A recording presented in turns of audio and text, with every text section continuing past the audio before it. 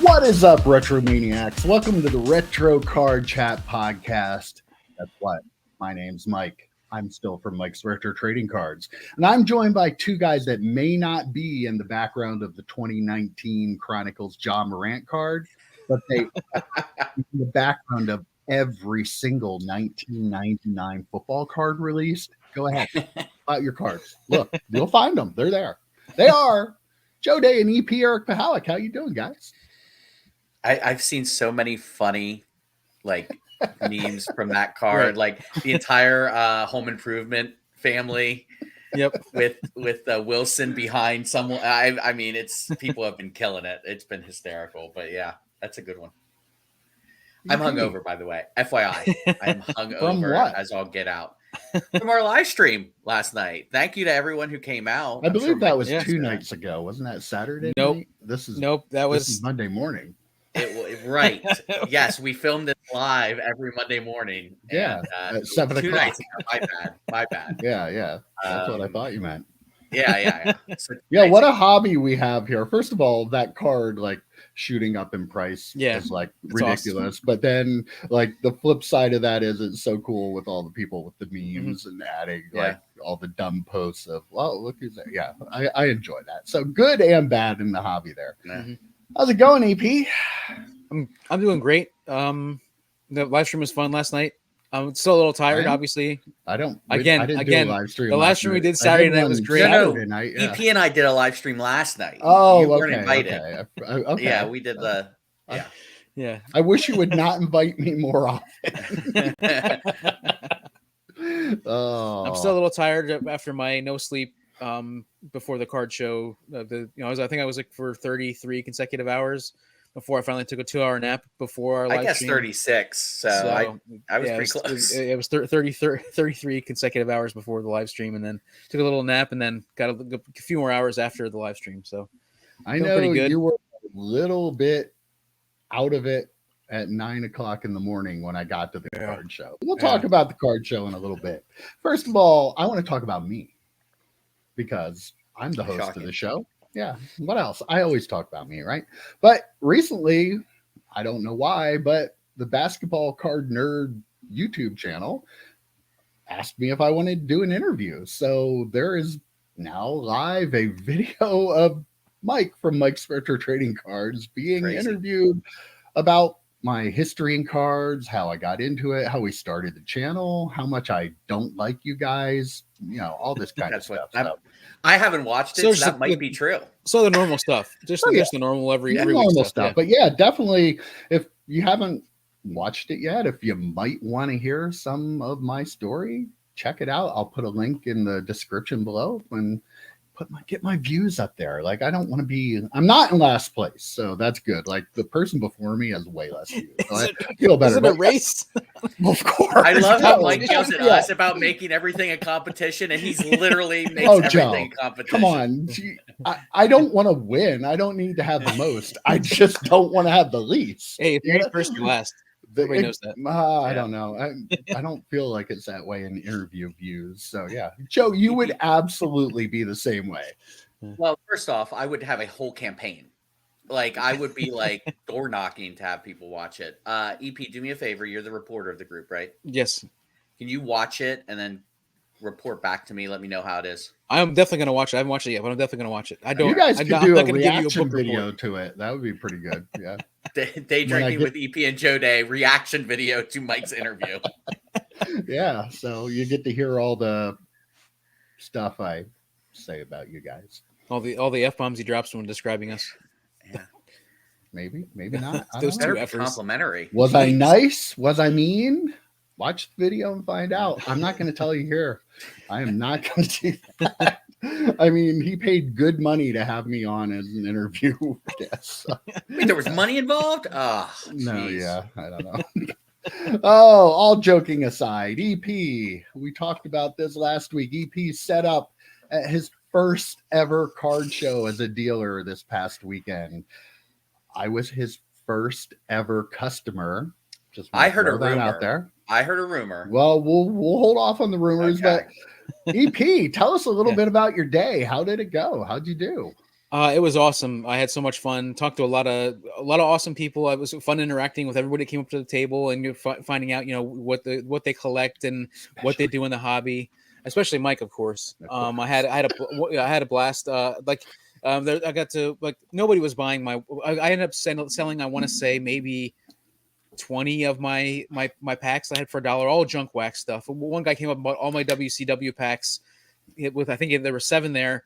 He picked up 3 more cards for like $10. I said, well, you get 2 free if you buy 10. So I said he picked up 2 more. I've been talking to him about 91 Fleer Ultra having the Favre rookie in it and the 91 Bowman having the Chipper Jones in it. So he took those. And then I was also, when the kids and parents would come up, I'd say, just take a free pack to the kids. Are you a baseball fan, football fan? Take 1 pack.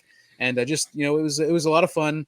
The entire day was fun. There wasn't like, I wouldn't say it was like a crazy amount of people walking around trying to buy stuff, but I did very well selling stuff. And there were enough customers there that even some high-end customers that were there. So I think it was a good turnout for a first show at a church in Muncie. I think it was really good. It was a lot of fun on top of that. Can I ask, is there any truth to the rumors that were swirling around there that you had weighed the 1991 Ultra packs to try to find the Favre cards? I cannot confirm nor deny that I weighed any of the packs that were available. That wasn't the rumor I was even talking about. I heard a rumor that he paid for his buddy's table. What? And didn't ask us if we wanted to come down, and he would have paid for our tables. Apparently, we know where we stand in the podcast. Wow. EP podcast universe. All right. I wish I would have known that before I did the interview. Right. I just got to say that Rob, me and Rob were supposed to set up at card shows. I think it was even 2 years ago, at least last year at the Susquehanna Valley Mall. We were both going to set up, and he ended up not being able to go. One, I had to go to a wedding, and I forget. I think I might have had to work. I'm not sure what the second one was, but I wasn't able to go. I guarantee it was you had to work. It was probably work. But so I said to him, this time I owe you for those 2. I'm going to pay for your table, especially the tables are only $20. It's like that's the least I can do, and just to come hang out with me. I kind of figured Mike probably wouldn't want to. He's has not somebody who wants to go to card shows. He said in the past that he's. No, it's that he doesn't want to deal with. I mean, if they pay my appearance fee, I would be more than happy to. But and his rider, how much? How much? Yeah, how much is your appearance fee? Mine's 5,000, but what's your amount? It depends on where I'm being asked to go. I do it for free. Right. I do it for the collectors. I am a man of the people. You are. We often say that. Yeah. I mean, you look up charitable in the dictionary, you see a picture of Joe Day. Right here. I also heard a rumor that they made Mike wait to come in until the show opened. So do they not know who he is? So he did an interview on a basketball podcast recently. How in the hell are you not letting him in early? What up, EP? So I got no sleep. I worked the whole night through trying to get everything ready to have what I had at the table. I had not nearly as much as I wanted to. These all sound like excuses. I'm loopy. My head's spinning. My head feels like always 100 pounds. So I'm sitting here at the table, and I get a text that says they're making me wait for Mike. So of course I go running over to the door. How many exclamation points did I put on that? 2 or 3? I think there were 3. It felt like it was. He also tweeted about it. Let's not forget that. He sent you a text and tweeted about it. I did not tweet about it. I responded to a tweet about it. Well, what happened was there was a point where Kevin was walking around and he's like, okay, and he said, show's gonna start in a certain amount of time. He goes over and locks the door, and so that's why you weren't allowed in. So and then as soon as I got that text, I go running over and I go like this through the little window, and I could see Mike and Amy standing in there, and there's might have been one other person at that point. And I went back to my table, get my phone to I was like, I got to take a photo of this. Go running back over, and I look in, and there had to be like 10, 15 people, or enough people that I couldn't see Mike and Amy anymore. They cut in front of me too. Did you notice that? I did. They just walked right around me. I'm like, I'm in line. I'm honestly kind of shocked you didn't throw the old, do you not know who I am? Everyone back away. How do you know I didn't? That's true. That's how we lost one subscriber last night. He's like, that's the dick from the card show. Saturday night. Yeah. Saturday night. Unsubscribe. Yeah, we're lucky we only lost one. I mean, I was just shocked, that I had to wait in line. I mean, especially after Kevin said you'd be I was willing to pay for a VIP pass, and that was a totally legitimate text I was asking about. I wasn't expecting any kind of special privilege, although I would have accepted it. But I would have paid. There was no admission to get in. I would have paid $2 to get in early. You should have texted, what's his name, Kevin? You should have texted and said, I watch Post Malone. Don't you know who I am? Come on. Exactly. Like, Post Malone guy. I don't know. In a couple days, I feel like I need to text Kevin, the guy who ran the show and set it up, and just let him know my thoughts. Let him know in the future, to avoid these kind of situations, it might be best to treat your VIPs, a little better. I don't know. I'm just all saying. You should have walked through the door and said, "I have $50,000 in whatnot money here, and I am ready to buy everything." They would have kicked him out. Nope. That doesn't fly here. I would have left with everything and a little bit of extra money. You would have left with the actual building, I think. Oh, the building was nice. The building. Oh, yeah, nice. That church is amazing. Yeah, it was held in. They have like a gymnasium in there. Like the basketball hoops were like brand new, beautiful hoops. I was like, wow. If I weren't old and not able to play basketball, I would love to play basketball in here. And the thing is, though, also, I mean, they had the stage where they had the raffle stuff. This is a fundraiser for a sponsorship for a child overseas to give them that. They were fully funded. The scholarship was fully funded before the show even started. Like before any other donations from anybody, like any of the food or anything was purchased. Just from the tables alone, that fully funded this kid to have meals for a year, medicine for a year, and education to pay for some of his education for a year. So, or for her education for some of the year. So, I mean, really good benefit. But the stage where all the stuff was, like where I was sitting, I could look up and I could see all the lights and stuff. Like they had like a control room for the stage and everything. Like that's, I mean, it was a crazy space, just that one part of that church. And he said they had remodeled some place into a cafe. So they actually have a cafe. And now they hold worship in the cafe too. Like it's, I mean, it's, wow. And he actually runs the worship in the cafe. Kevin does. So it's a really cool space. Did you get yourself a breakfast sandwich at the cafe? They didn't have breakfast sandwiches. They had muffins and donuts, but I don't. They were serving. I think the cafe was just going. That ain't no Lewisburg flea market. I'll tell you that. They did have hot dogs. I didn't get to have one because Amy and I were going out for lunch after, but. I always like to try a hot dog wherever you go, right? You have to try a hot dog, right? You have to try a hot dog, no matter where you're at. Right. They have a hot dog, you have to try it. Some dude walking down the street opens up his shirt pocket. You want a hot dog? Hey, you want a hot dog?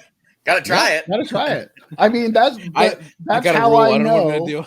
That's how I know that if you have to play a baseball game against Mount Carmel, that their hot dogs are the best ones you're going to get at any high school baseball games in central Pennsylvania. Baseball hot dogs are different. I agree with that. But if you go to a baseball park, any baseball park, you got to try a hot dog there. Yeah. Yeah. But I mean, this was a high school baseball field with a little snack stand. But still, yeah. They had like jumbo size hot dogs. They were really good. Yeah. Probably horrible for you. But I was going to say the best Sam's Club sells. You can. That might be. I think you can tell what kind of concession stand you have or what kind of field you have when you go there, what kind of hot dog they give you. If it's like a boiled hot dog or something like that, then you know this is where it's at.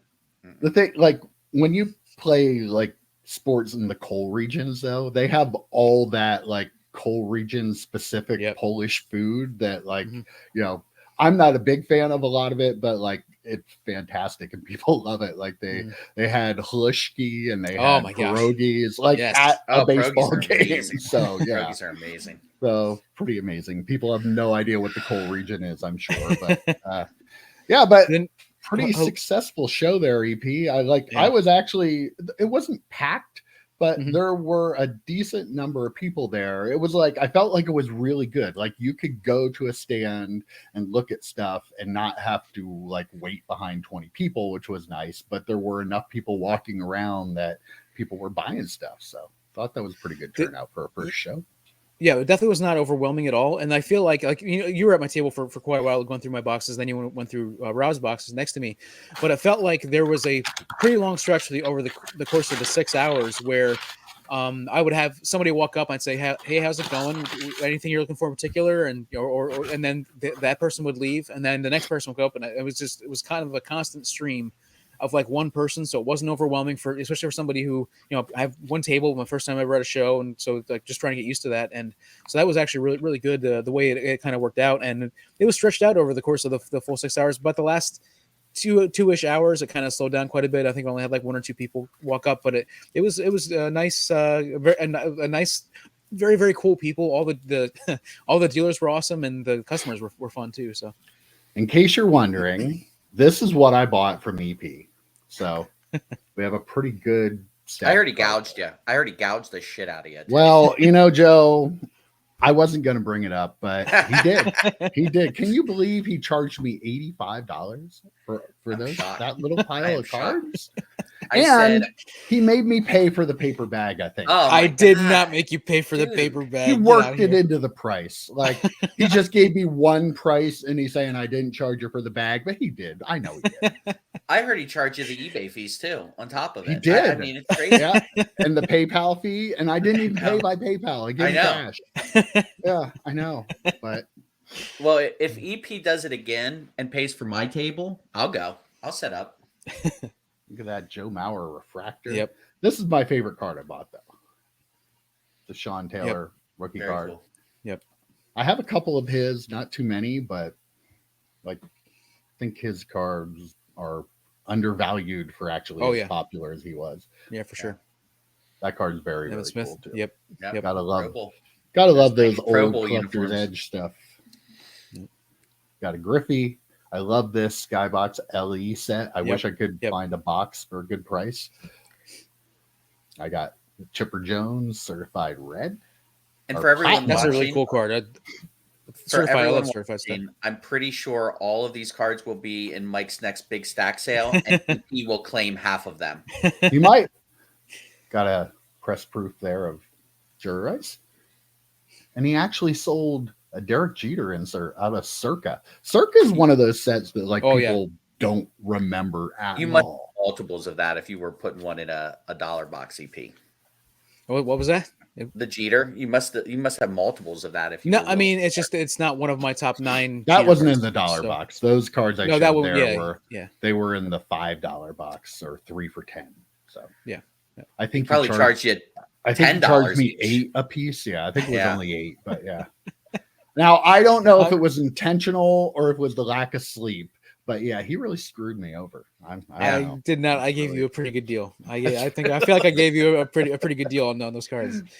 So who got the best deal of the day? Rob. He didn't have to pay for his table. Yeah, and he was undercutting his buddy's prices. Yeah. Right next to my box, he had his 50-cent box. Yeah. I told EP this guy has these cards for 50 cents. Why are you charging me $1? But he didn't care. He's like, you know what he said to me? I heard this from his own lips. He's like, yeah, but I'm from Mike's Retro Trading Cards. I'm kind of a big deal. I was like, dude. I don't remember saying that. Dude. I was very tired. I might have said it, but I don't remember saying that. He did. That's why he said his cards were $1 and the other guys were 50 cents. I mean, I was like, checks out. I'm okay with that. That's honestly. Fair. I mean, it's Mike's Retro Trading Cards versus the fishing podcast. So, it's. But can you believe he sold me that card for $1? Look at that. Ichiro rookie card. Look at that. It says it right up top there. I don't know. I feel like that's a reprint. What? What? Topps would never make a card that looks exactly like the rookie card that was a reprint. Just send it to PSA. Like, look, it even has like the normal number on the back. There's no. Why are you hiding the bottom? Why are you hiding? What are you talking about? And I think he sold it to you for like $100. He did, yeah. Topps. He had the price sticker over that little reprint thing. I did. And one of my favorite things about this is part of the reason why I was so up so late doing stuff is I made my $1 boxes. Like I did it just for Mike, where I would put like a bunch of cards that were like 50-50 chance of selling, and then a couple cards that were $2 or $3 that I like in a little stack that I knew would sell. He was testing, and then I put another by skill level. Yep. So I was making people have to go through all the cards in the box to find all the good stuff. If they wanted to find the good stuff, they'd have to go through everything. Because I knew Mike would come and he would search at least long enough to find one batch of good ones. It's like, all right, he's gonna go through. The rest I found all of them except for the one Ichiro. Yep. Wanted to find, but I think he pulled that one out for me there. So, all right, well, enough talk about us. Nobody cares, but we like to talk the Central about PA National. Anyway. People love talking about the Central That's PA true. National. Yeah, I did hear it's in contention for 2026. I don't know. It's there or Atlantic City is what I'm hearing. One or the other. Yeah. People would be much happier with Muncie, I'm sure. I think so. No murders. Muncie's a very safe neighborhood, so just don't go to Milton. Yeah. Wow. Shots fired at Milton, literally and figuratively. New Hampshire or either? Oh yeah. Okay. New Hampshire. Yeah. All right. Well, some not so great news in the hobby this week. Wander Franco got himself potentially in some trouble by potentially being a scumbag. I don't want to talk a whole lot about the situation. I don't think it deserves to be talked about, but as others on the internet have talked about the dangers of investing big money into these young prospects that haven't done anything yet. I mean, it's a huge part of the hobby. So people are always going to do it because people want to take that chance of, I could put this kind of money in and get 5 times what I'm putting in. Like, that's always going to be a draw. It's never going to stop, no matter what people try to say. But it's just another case in point of how quickly, like literally one day he was this, not so great news came out the next day and everybody is panic selling, and rightfully so. No one is panic buying, by the way. Well, actually though, some people are. Like, there are. Yeah. I mean, I don't want to get into the whole back and forth of the people who are trying to say, well, maybe it's not. I don't know. I don't know what happened. We'll find out, but it really doesn't look good at this point in time. But really just want to focus on the fact that how risky it is to do that. Like, a lot of money has been poured into his cards, like tons, and people are going to lose their ass pretty bad on this. Yeah. I mean, it's when we talk about these other players we're probably going to throw out there in other situations, we know they're different. We know the situations are different. Don't at us. We get it. We understand. All situations are different, but kind of the end result. Right. Exactly. So, Right. So, like, I'm throwing out, who was it last year? Tatis. He gets popped with the PEDs. His cards completely plummet. Right. Like, there's always those situations where people are putting this massive amount of money in. A player hasn't done anything yet. I mean, look at the money that's being pumped into Justin Herbert cards. He hasn't done anything wrong.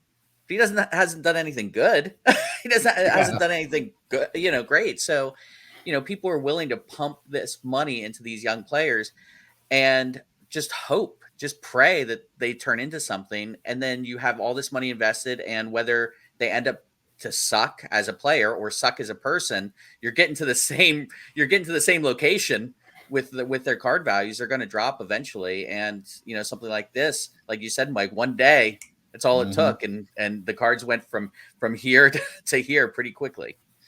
I think, and one of the crazy things is, like, he was suspended by the team, and so there is there's definitely this question here. And even if it gets cleared and comes back, there's going to be the clouds over his head. So it's going to take a while for his reputation to be built back, if he can ever even get it built back, even if he gets cleared of everything. And that's one of the big concerns here is, like, I mean, yes, people are going to be buying it speculatively, but I mean, there's going to be a long road. Like Tatis, I believe, I'm not 100% sure, but I believe his star hasn't quite gone back to where it had been. Yeah, nowhere near that. Like, not even. I mean, he was like turning into one of the faces of the game, and now he just kind of. And he's still a good player, but like he's not at that upper echelon. Like, just he's not there right now. It's going to take a while to get back, and I feel like this infraction, or this even if it's just rumors, is going to haunt Wander Franco a little bit longer than even Tatis's. Right. Last year we were talking about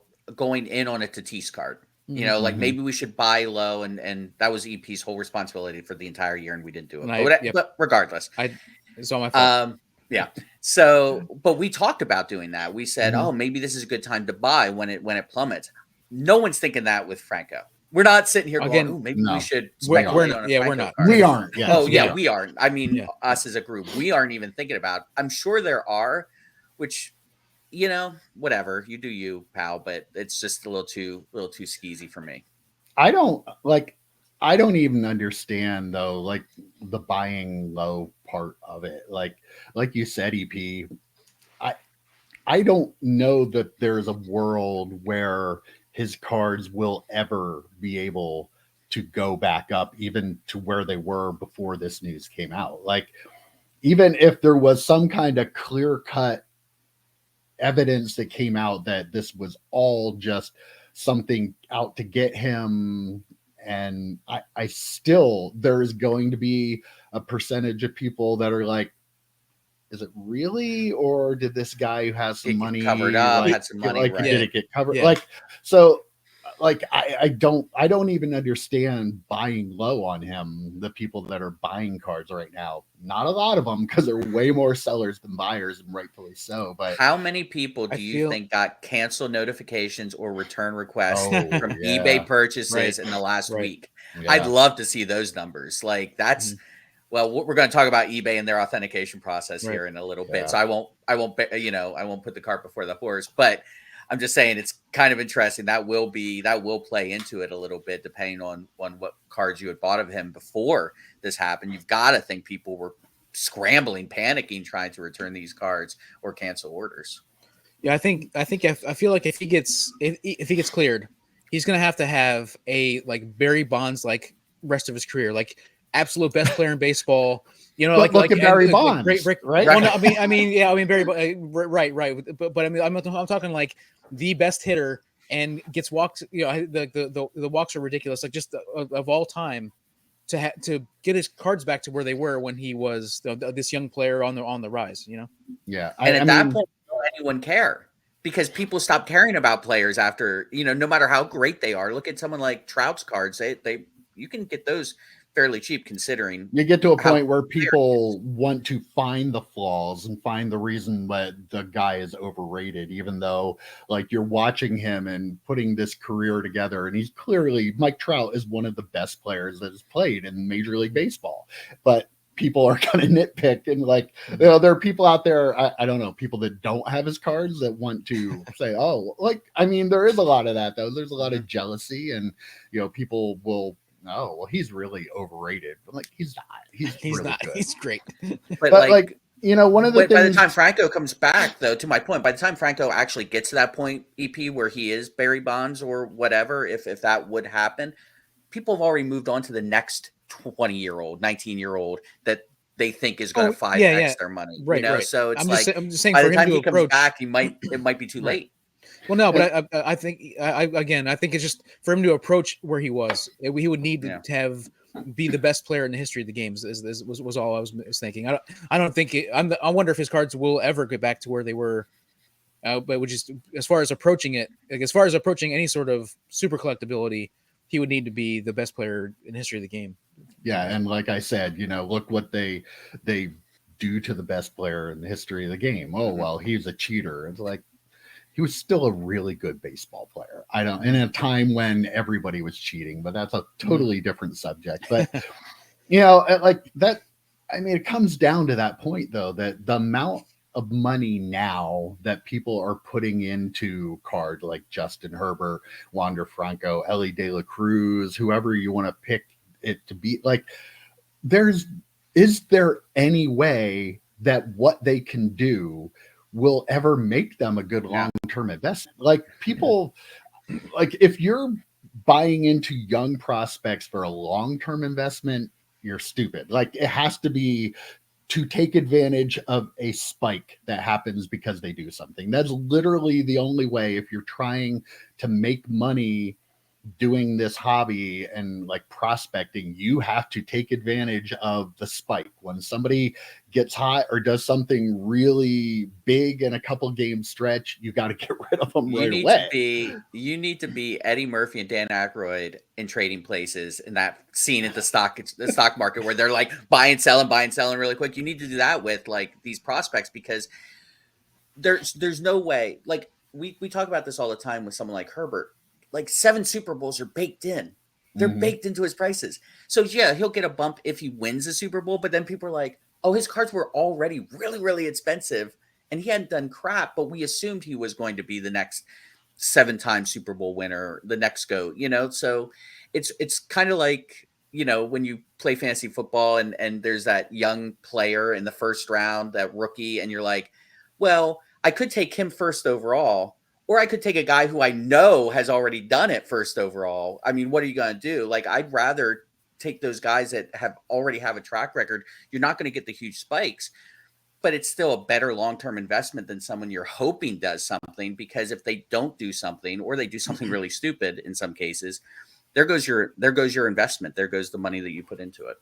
It doesn't quite fit this conversation, but I mean, Herbert, is he one of these players who there's so much hype around him? If he ends up putting up good numbers, like even like really, really, really good numbers, like career wise, but then never makes it to the Super Bowl, like, is he just still going to have some sort of following in the hobby, even though he's not one of the greatest? Like Drew Brees won a Super Bowl and his cards aren't worth shit. I mean, and he put up amazing numbers for how long? You know, well, like people just stopped Tom caring. Brady. Like Tom Brady got to a point where he won his last Super Bowl.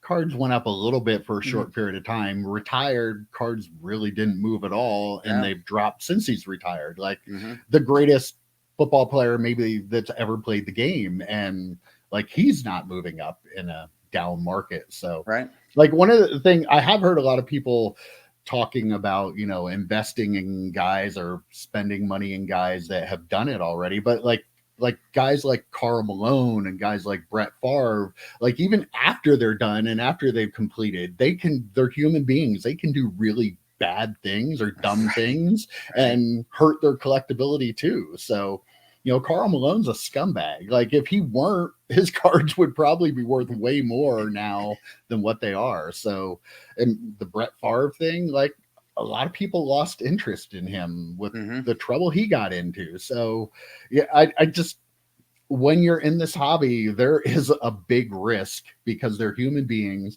They can get hurt. They can do something scumbagish. They could kill somebody. I was going to say the original is the juice, right? The original of this whole conversation is O.J. Simpson. And we had this discussion. I don't know if we ever had it on the podcast, but we talked about this. It's like, people have moved past that, which is kind of weird. I don't know about values, but people still buy O.J. Simpson cards, buy and sell O.J. Simpson cards, which blows my mind. When I was watching a video and someone bought an Aaron Hernandez card, I'm like, whoa, that's strange. But then I thought, well, would we have this kind of reaction about someone buying or selling an O.J. card? And probably not. I don't know. It's a weird dynamic when you have certain players where it feels really, really weird to buy their cards or see someone buy their cards. And then there are other players who had done things that are just as bad or worse, and you see those cards still being moved. You know, I don't know. It's kind of like separate the art from the artist kind of thing when you see shitty people in Hollywood do shitty things, and you're like, but damn it, I really love that movie. Am I not allowed to watch that movie? I really love that like that album. Am I not allowed to listen to that album anymore? So it's really the juxtaposition of it is pretty interesting. But OJ's the original of someone doing a pretty terrible thing and how it probably a pretty terrible thing. Terrible thing, yeah. Two pretty terrible things technically, but yeah, exactly. I feel like there are probably people out there who PC players who done bad. There definitely are. Players. I mean, we have people who are obsessed with serial killers, and they read all the books about serial killers, that sort of stuff, and they watch all the shows true and like stuff, true crime stuff. Yeah, so I mean, like my wife. I feel like So I feel like if I ever disappear, everybody will know what happened. She knows all the. She has a list of all the things she needs to do. Yeah, I think so. I don't know if she listens for entertainment or if it's for research. She's planning. I kid. Now, Mike, we're not going to see Mike at the draft next week. We're like, what did Amy do? Yeah, you should have bought her that. You should have bought her that DeMar Hamlin card she was looking at. Should have bought her the graded Jalen Hurts. The graded Jalen. Oh well. Oh, hey, Mike, I'm sorry. Your wife was there looking for Jalen Hurts and DeMar Hamlin cards at the show. What was the graded card? She said one was a 9, one was a 10. What was she looking at? Did you see what she was looking at? I know she ended up getting the mosaic, but what was the? Do you ever look and see what she was looking at? I can't. The guy had a 9. I think it was a mosaic, just a base mosaic rookie that was 9, and he had a select Devonta Smith that was a 10. Okay, they weren't expensive cards. I think he wanted like $35 for the Devonta Smith, but yeah. So, but we ended up getting the orange reactive. Yeah, cool card. Yeah, it's a cool card. I put it in a one touch. Looks really cool. Look at that. So yeah, how about that? Oh, Joe. So you brought it up a little bit, but you noticed something interesting on eBay. We know that they recently rolled out. They always had the option for a seller to check that you have to immediately pay on a buy it now. But now, within sometime this year, they started with everybody having to put in the automatic payment for best offers, which is great. Like, you're making an offer, somebody accepts it, pay for it. But what did you find out when you were bidding on cards? Yeah, I went to bid on a Kenny Pickett card last night, or I'm sorry, Saturday night during the live stream. And see, I picked up on that. And it asked me for my payment information. Wow. EP's gone. Is so pissed off about that. Oh, he's back. He's back. Okay, he's back. That was quick. So anyway, I went to bid on a card and asked me to confirm my payment information for the card, and I was shocked. I was happily shocked because we sell a lot on eBay, and how many times do people either win our auctions or they're the high bidder? I think this just happened to you actually recently, Mike. And they ask you to cancel something, or they ask for, or they just don't pay. They just ghost you. Then, now eBay finally doing something. We've been asking for this. Collectors in general have been asking for this since we've been back in the hobby for the last 3 or 4 years now. Please make people pay up front, because we're losing sales and we're losing time that these cards could have sold to someone else when that happens. So yeah, pleasantly surprised that eBay is actually requiring that. UP? I missed half the conversation, but we're talking about the bidding requiring well, maybe if you wouldn't get up and leave in the middle of the podcast. I realized I forgot to turn my fan off again. So, and I was like, oh gosh, I forgot to turn it off again. So I apologize about that. Was noise there. The fan was less distracting than you getting up and going to turn off the fan. I will say that. No, I mean, my belief is if you're going to bid on a card or you're going to win a buy it now card, you're going to pay for it. Like, expect to pay for it. So why not have your stuff already set up? Like, it's ridiculous to me that it's taken this long for this to happen.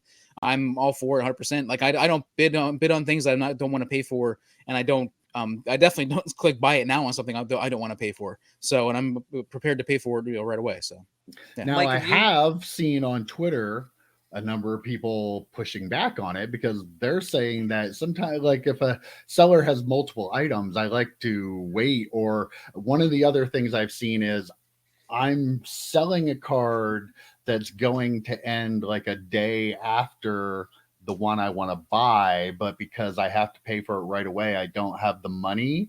So then you shouldn't be buying cards. Okay. Yeah. I feel like there are other priorities. I understand that might not work for your system, but your system might be flawed. Like, have the money before you buy. Don't spend the money you haven't made yet. Like, that's also, if you put it on a credit card, you have like 30 days to pay that credit card without getting interest. Get yourself a credit card just for that situation. Just use it for that. Yeah, you. There were ways to work around. There are definitely ways. I mean, there's always gonna be people that are like try to find a reason that people doing like shell games, writing rubber checks to try and hope they don't bounce so they can. But like at the end of the day, you're arguing. Well, they shouldn't make people pay for the auctions they win. That's what you're arguing. Yeah, exactly. So whatever excuse you come up with, the bottom line is you're going, well, they shouldn't make you pay if you win an auction. So. Now, I was going to ask you, Mike, I'm wondering because just recently, probably 2 weeks ago, I think I talked about it on the podcast. Someone won a Kenny Pickett card from me and they sent an offer and I accepted it and they didn't pay. So I'm guessing has that been changed yet? Has that been updated? Like if you're going to accept an offer, you should right away have to pay before you can accept it. I don't know like when that went full, but I know like I've been buying the Paul Heyman Select autographs and I did make offers on stuff last week. And that was the first time personally I had to pick my payment information when I sent an offer. So I don't like eBay rolls the stuff out like slowly. It looks like they pick certain people to do it and it's more of a random thing at first to see how it works and then everybody does it. I never had to do that with Best Offer before and now recently I noticed I did. I don't know if you guys have bought anything on an offer lately. It feels like I haven't bought anything on an offer, but it feels like for maybe a couple weeks when people like when I have my bunch of cards listed for $1.99, but then if I accepted like $1.50 or more, I have a lot of cards where people will make an offer and the payment goes through like immediately. There's no way the person took time to click a button. Like it just happens immediately. It seems like it's been going on for a couple like maybe a couple weeks even. So yeah. Good. Well, I applaud those moves. And it's one of the first times that eBay's actually stuck up for the sellers. Like we joke about this all the time, but it's true. It really, really does feel like eBay's top priority is the buyer. And sure, you have to keep the buyer safe. Absolutely. We're going to talk a little bit about this, but like if you're going to keep the buyer safe, that's fine. But there are issues with sellers where you're kind of hanging them out to dry a little bit, and they have the last few years. So finally, for them to actually take care of the sellers, fantastic news. Well, one area where there seems to be a little bit of a loophole that I was unaware of, but putting everything together, Bean's Ball Card blog on Twitter, I've seen a lot of his stuff over time, and he had bought a PSA 8 Mickey Mantle 1952 reprint. It's a chrome reprint from 96, a refractor. PSA 8. It has graded, it has refractor right on it. When he got the card, it wasn't a refractor. So PSA made a mistake. PSA mislabeled the slab as a refractor. Pretty sure that if you have that card, it's not a refractor. Like, will we establish that as a baseline here? That what year was it from? 1996. Because those 90s refractors, they just hit different. So for a fact it is a refractor. So that'll be our baseline. We're assuming the seller knew it wasn't, but it came back refractor. The seller then ran it on auction, and the guy from Bean's Ball Card blog won the auction for around $60, I believe. I think, but the card went through PSA authentication. Apparently, if you put a buy it now, even on an auction that you start at 99 cents, if you put what is the level now? $200? $250, I believe. $250. So if you put a buy it now above the threshold, it will still go to PSA for authentication, regardless of what it sells for. A lot of people aren't aware of that. I wasn't really even aware of that little thing myself, but just keep this in mind. Now you have a seller who got a mislabeled PSA slab, listed it as well as a refractor. They didn't list it as a non-refractor. They listed it as a refractor. We're assuming that they probably knew it wasn't, but they listed it as a refractor and put a buy it now of over $250 for a card that only went for $60. It went to PSA authentication and it passed. and it was sent to Bean's Ball Card blog. He got the card. He saw it wasn't a refractor. He's like, eBay authentication. Or eBay authentication. Yeah, sorry. And like, he was like, okay, this isn't right. Contacted the seller. The seller's like, no, it went through authentication. Nothing I can do about it. First of all, you could if you wanted to. Right. But you're saying and he got in touch with eBay, and eBay said, get in touch with PSA. PSA said, we just checked to make sure that the slab is real and that there's no signs of tampering. We don't do anything with the description of what the card is compared to what it said, which is weird. Mind-blowing. Because the raw cards do. Yes. So, but they don't do that there. So it's in limbo because PSA screwed up to begin with. And then eBay has a loophole that I'm going to go on a limb here and say that the seller knew this.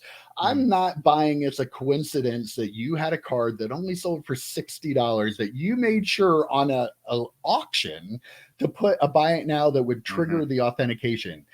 You knew it wasn't refractor, but you knew it said refractor, and you knew that if it went through authentication, there's nothing the buyer and you put no returns. As soon as you put the no returns and it's above that authentication threshold, You're in the eBay and PSA are both saying, well, no, get with them. No, get with them. Go the buyer who was screwed by something, and I'm going to say screwed by the seller. He had to have done this on purpose. Yep. This is a loophole that they need to fix because apparently people know about it. And now the more other people know about it, unfortunately, it's going to be a situation where instead of it bringing light to a problem that'll be fixed, all the scammers will be like, oh, that's a great cockroaches, idea. The light was switched on. Right? I mean, we talk about it all the time in the hobby, but people will like, yeah, I'm going to do that with my mislabeled card. I feel like this person, we don't know all the parties intimately in this whole thing. So this is all speculation, but I feel like the person that does that and then reacts the way they did has probably done it in the past and probably plans to do it again in the future. That seems like that kind of like if you have no compassion for the customer, like you're not going to have any compassion for any of your customers. So it could have made a mistake. Could have said, oh yeah, you're right. And then taken care of it and just been an upstanding member of the community, but instead chose to be a D-bag. Yeah. I knew that this, not the bidding part of it, but I had listed cards before that. I think it was when the slabs were at $400 or whatever. $500 was the threshold. And I accepted an offer. It was for a Brady rookie card. And I accepted an offer at like $350 or something. And I still had to, this is when the threshold was higher. So $350 would not have triggered the threshold. But since I had listed it for $500 or best offer, it still went through the process. It was an SGC 8, I think, or whatever. And it went through the process. So I knew that was something I didn't know when you had an auction that you could still list a buy it now. You would think that as soon as there was a bid, since the buy it now goes away, you can't buy it now then. You would think that would go away then too, if it did get bid up to the threshold at that point. So this poor guy, it was like this convergence of D-bags and terrible people and loopholes just converged on this one guy. And he got hit by all of them. He got hit by the seller. He got hit by PSA twice. He got hit by PSA twice because they screwed up labeling the card and they screwed up their requirements for authentication. I mean, I know a lot of people care about the slab being untampered with, and people freak out if there's a crack or even a scratch on slabs. Sometimes I think, Mike, you had a guy that was very anti-scratch on slabs. I get that. That's very important part of the hobby, and especially with our obsession with grading with slabs. But at some point, maybe look at the card and make sure it's the card in the slab. Is the card matches the label. PSA needs to do better. If you want to be the industry leader in grading, if you want to be what everybody thinks you are, if you want all the business, if you're doing this, you need to be able to get that slab, go, oh, we didn't label this right. We need to fix this. Send it back to the seller. Unfortunately, this was mislabeled, and we're not going to pass it because it's not what it said. Here's and my question. maybe say, hey, go ahead. We'll If that was an reslab it for SGC you slab, before we send it back. Exactly. Yeah, right. Well, yeah. If that was an SGC slab, would it have passed? If SGC screwed up the label, or BGS screwed up their label, would that card have passed? I guarantee you it wouldn't have. I guarantee you they look at those slabs and those labels with a lot more scrutiny than they look at their own. I think they just check the slab, check the label, and then move it on. I think apparently if it was another they company, don't though, but I don't know. I mean, that goes back to a big discussion that the conspiracy theories and the hobbyists that are conspiracy theorists have, that PSA is like pushing their stuff through and not other stuff. Maybe this is an example of that. You might be right. I don't know. I can't say you're not, but and CGC, PSA has to do better in that situation. They do. And admit CGC that you did looks something at the wrong. Yeah. CGC looks at the raw cards, and they have. I even bought a card that the seller, it got sent back to them because they didn't put a edging damage description on the card, so it got returned. It got kicked back, and then they had to relist it with that description. Like, if CGC can do that for raw cards, which in my opinion is much harder of an authentication process than slab cards. I mean, if they can do that, PSA should be able to do that. Someone should make this guy whole. It should be like, the description was wrong. The seller lied on the description. Whether malice did he lie though? That's what the label said. Right. But if there was any malice of forethought, I don't know. I assume there was, like you do, Mike. But what I will say is, like, he mislabeled it in the description, and eBay just let it slide. This guy should get his $60 back. Yeah, absolutely.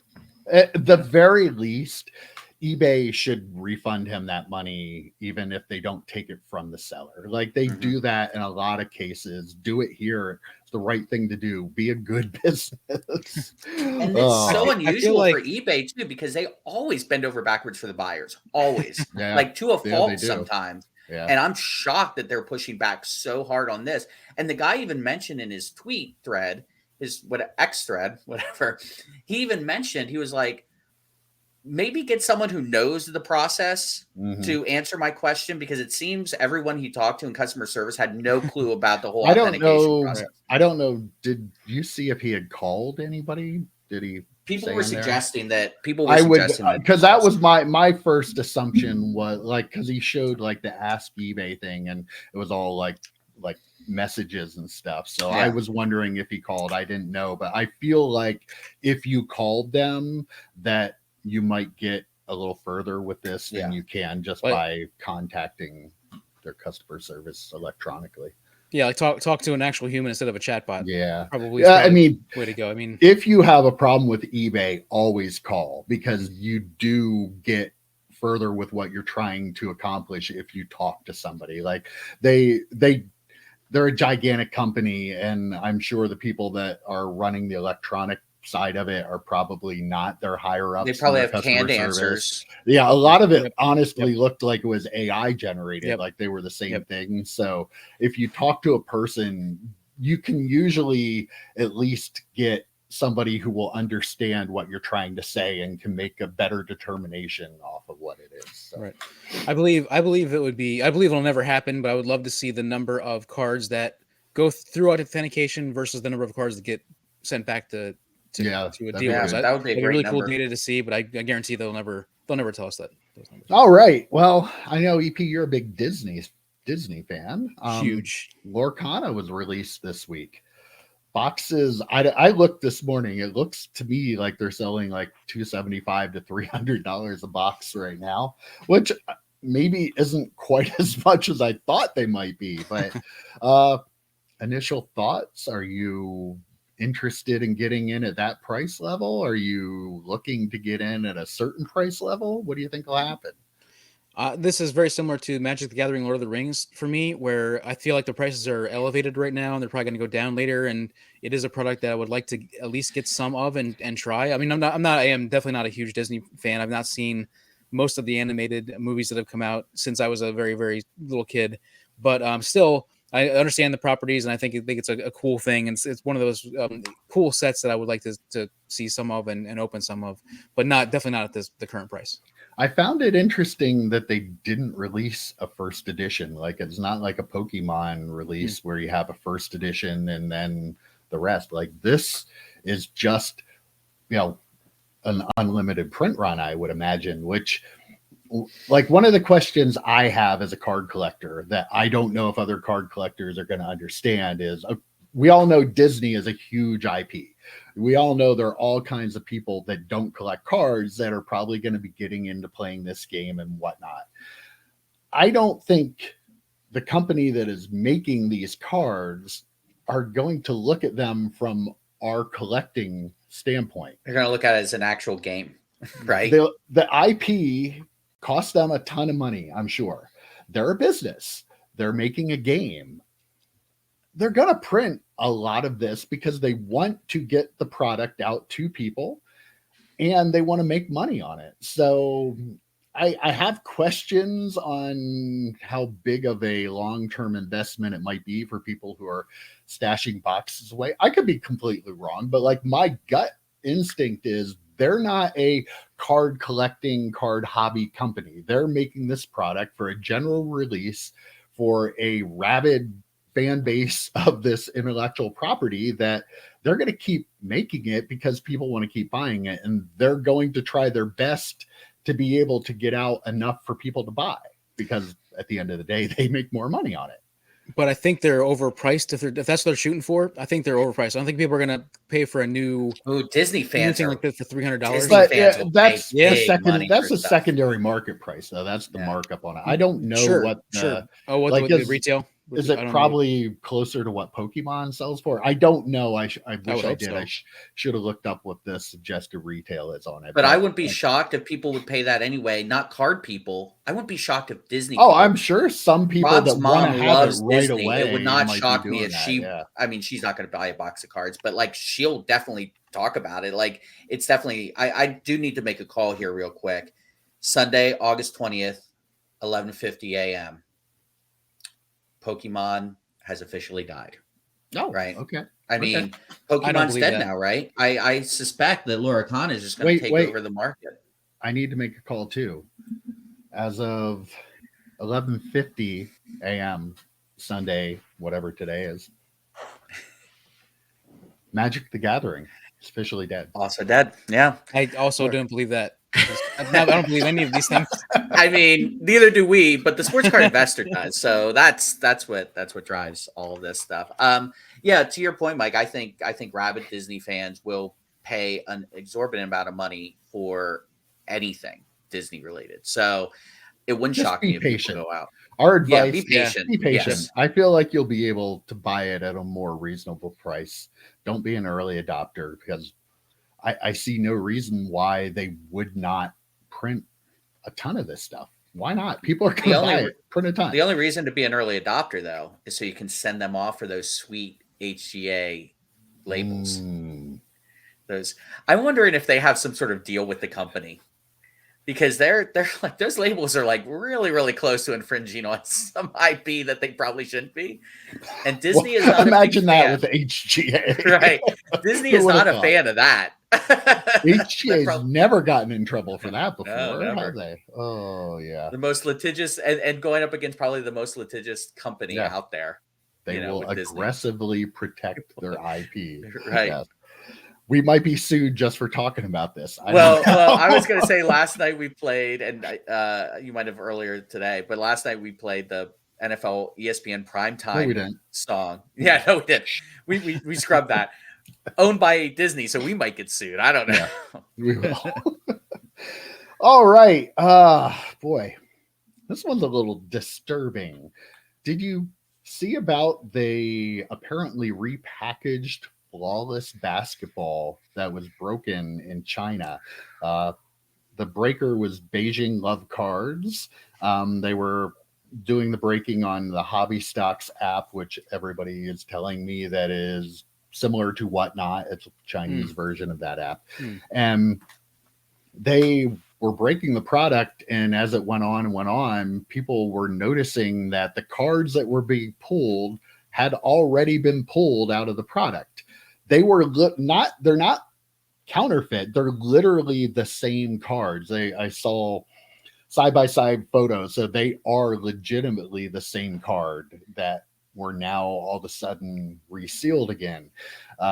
Sports Card Radio did a video about this, and they also pointed out too about the shrink wrap on the side of the box. The actual flawless, you could see a seam, and this product didn't seem to have the seam on it in the right spot. Don't worry, the scammers working on the next batch, they'll get the to seam make it right. better. Yeah. Yeah. But the breaker said that they purchased the cases from Dave and Adams, and Dave and Adams then came out with a statement saying that they had bought all of their product directly from Panini, but they have ads on their website showing their buy prices for cases. Mm-hmm. So, I don't think they can completely wash their hands. I'm not saying it's their fault. I don't know how in the world, if somebody is able to put those in a case and seal the case in a way that looks just like the product. Like I'm not blaming Dave and Adams for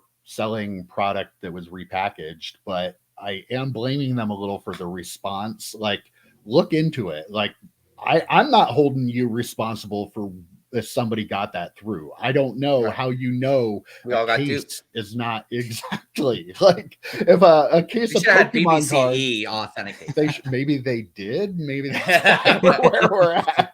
It's like the eBay authentication thing all over again. Like everyone's pointing to someone else. Like it wasn't me. Could have been me. Yep. It had to be you. It's like the Spider-Man meme. Somebody did this. Somebody did a good enough job of repackaging a super high-end product. $17,000, I believe. Wow, like this is scary for the hobby. If the top of the top products can be repackaged without people realizing it until far down the line, not good for the hobby. I feel like it's scary, but it's also not like I'm also not surprised by it. As crazy as it is, like there's no part of me that is like, oh, I'm like, of course somebody figured out a way to do this. Like I don't know how the boxes are packaged and how the cards are packaged inside. Are there individual wrappers inside that they have to open to get to the cards? No, it's one box and right, three one box encased cards. Okay, 3. Okay, all right. So yeah, so the box is this big EP, and you literally slice the stickers off that box, open it up, and there's like 10 cards, loose cards in that small box. Honestly, an easier type of product to repackage than one that is in a pack. Right. So Panini has to take maybe a look at this too and go, okay, maybe we shouldn't do it this way. Maybe we need to put it in a pack of some kind. I don't know, but what can you do? I mean, people have been doing this for years, right? I mean, they were resealing wax boxes and wax packs for years. The only problem is on it. Yeah, were they broken? Like, were they already broken? Like did they find new stickers or did they make new stickers? You can peel the stickers off. Yeah. That's the thing. Okay, all right. And then you can put them back on maybe with some glue or something. I don't know how they did it, but you can peel them off, and it's not like they rip the sticker. It just like is a peel. Now there's like I think a little void leave behind, but no one's going to notice that if you put the sticker back on. You know what I mean? Like it's very easy to. It is much easier than if you were resealing a 36 box of wax packs. You know what I mean? Like, and that's the difference between when people were doing it back then and now is $17,000. Like that is a crazy amount of money for a box of cards, but no one wants to take responsibility for it. And if you're doing it by the case, if you aren't doing a good job with the individual product, if you do a good job on resealing the case, nobody is even going to know. Like the Pokemon stuff, they had G.I. Joe cards inside of it. Right. Like, it wasn't really, they didn't put a lot of effort into each individual box and pack. Sounds like BBCE didn't put a lot of effort in it either, to be honest. Like, I mean, that's tough. Like that's a really tough spot for anybody who's buying cases from the secondary market. Like anybody, whether it's for David Adams' response is so strange to me because they do on their website we buy these products. Like this is our price to pay from a third party. like, and they could find out who they bought these from if they. I mean, there's no way these got back to Panini. I mean, there's not. You can never say never, right? But chances are these were bought from a third party through their website. It should be easy for them to find out who, which makes it strange to me that they would come out and say, we never buy Flawless. Like, you can track it down. You should probably have a system in your inventory that you know what box, even if you're just putting like an identification sticker on it so you know where that case came from.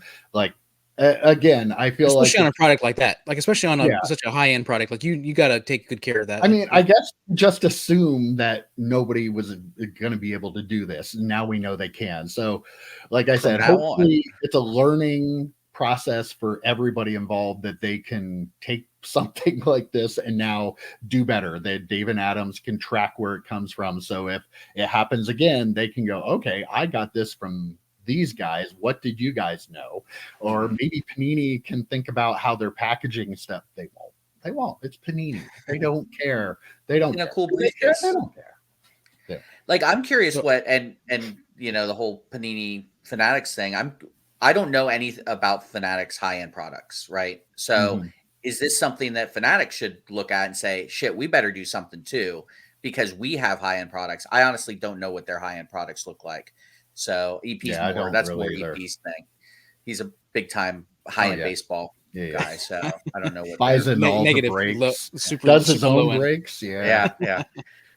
I did take a minute. This is Lorcana related. I found SRPs. Booster packs are $5.99 a pack, which is roughly about a Pokemon pack, and their version of the Elite Trainer box is $49.99, which is like also similar to eBay pricing. So I'm guessing booster boxes are probably $110, $120, somewhere around that range. Okay. So that'll be good. I mean, I don't know if they'll ever get down to suggested retail, but like $150, I think I would be interested in that box at $150 or so. Or an ETB for like $60 instead of 50 or 75 maybe. Yeah, I'd do that. All right, well, wrapping things up this week quickly, I saw on Sports Collectors Daily about card vending machines. We did talk about this a while back on one of the podcasts. We have one on Mill Street right now, right? It might have been episode 1. Yeah. But the company, the Fan Stand, they now have card vending machines in 8 different states and on 4 Royal Caribbean cruise ships. So it's kind of cool. But you can buy cases and boxes. They have a touch screen. You add what you want to your cart all at once, and then you pay for it. Can you buy Flawless? How big are these things? Did they fit a case in it? How big are these? No. Cards, no, packs and boxes. I say. Okay, all right. Okay. Like, correct that. I'm on the case thing from the of the cruise ship. Yeah, can't read my own writing is what the problem is here. But packs and boxes. But you just add everything up there and it pulls it right down for you. That's got to be kind of fun. Would you guys buy from a vending machine? That's what I wanted to know. I mean, I don't buy enough product to rip anyway, but if I was on a cruise randomly, I'm like, oh shit. Yeah, why not? What's the difference? What's the difference between that's probably safer than buying it on eBay? I mean, absolutely. The vending machine might not be in the boxes, right? Yeah, that's maybe true. They'll be repackaged and thrown in vending machines. I have a question for you, Mike. An even more important question. Would you ever go on a cruise? No. Yeah, I didn't think so. You know how many people get thrown off cruise ships? You never hear about it. Mike's going through true crime show that your wife watches. Exactly. You think I'm going to go on a cruise with my wife? No. Fair. That's fair. Yeah. Okay. And I don't want to be thrown off a ship in the middle of the night out in the middle of the ocean. Not the way I want to go. Just not. All right. Well, you know what? I think that's probably a pretty good place to wrap it up. Yeah, there's sirens in the background. Someone watching the pod called the police on Amy. They're worried about Mike's safety. Might have been me. You never know. That's true. Oh, I joke. I joke with my wife. She doesn't watch. She doesn't listen to our podcast. She doesn't watch. Okay, good. Too busy listening to all the true crime ones. Right. Feverishly taking notes. Yeah, exactly. That's what I'm worried about. All right, guys. That was a good chat this week, and we will see you. Take care. Adios. See you, boys.